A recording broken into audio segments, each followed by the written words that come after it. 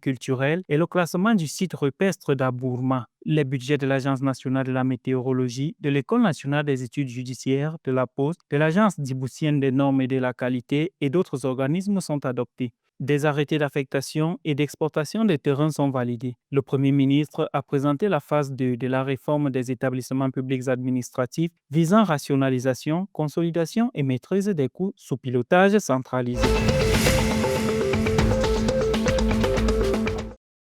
La quatrième session des consultations politiques entre l'Éthiopie et Israël s'est tenue le 14 janvier 2026 à Jérusalem avec la délégation éthiopienne dirigée par le ministre d'État aux Affaires étrangères, Hadera Abera. Les discussions ont porté sur le commerce, l'investissement, la technologie, la conservation de l'eau et la coopération au développement. Israël a salué les corridors d'Addis Abeba comme indicateur positif. En 2023, l'Éthiopie a exporté pour 104 millions de dollars américains vers Israël, principalement du café, des graines oléagineuses, des noix de cajou et des légumes, tandis qu'Israël a exporté 23 millions de dollars américains de machines, équipements électroniques, produits chimiques et instruments scientifiques. Les deux pays ont convenu de renforcer le dialogue et de développer le commerce tout en préservant leurs liens historiques.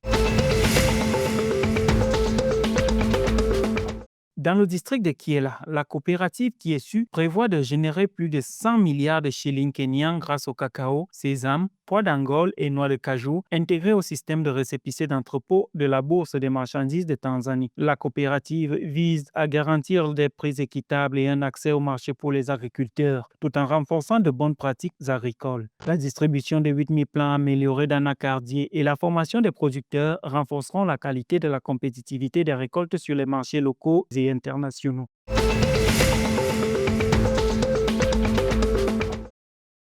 Le Soudan a récupéré 570 objets historiques couvrant des périodes de la préhistoire à l'époque moderne. Leur récupération par le Comité pour la protection de la culture et des antiquités, en coordination avec le Service général du renseignement, reste partielle car plus de 100 000 œuvres auraient été volées par les forces de soutien rapide. Les autorités dénoncent un projet de substitution visant à démanteler l'identité soudanaise. Le Musée national de Khartoum a rouvert virtuellement depuis le 1er janvier 2026, présentant plus de 1000 artefacts, tandis que la valeur du patrimoine disparu est estimée à 110 millions de dollars.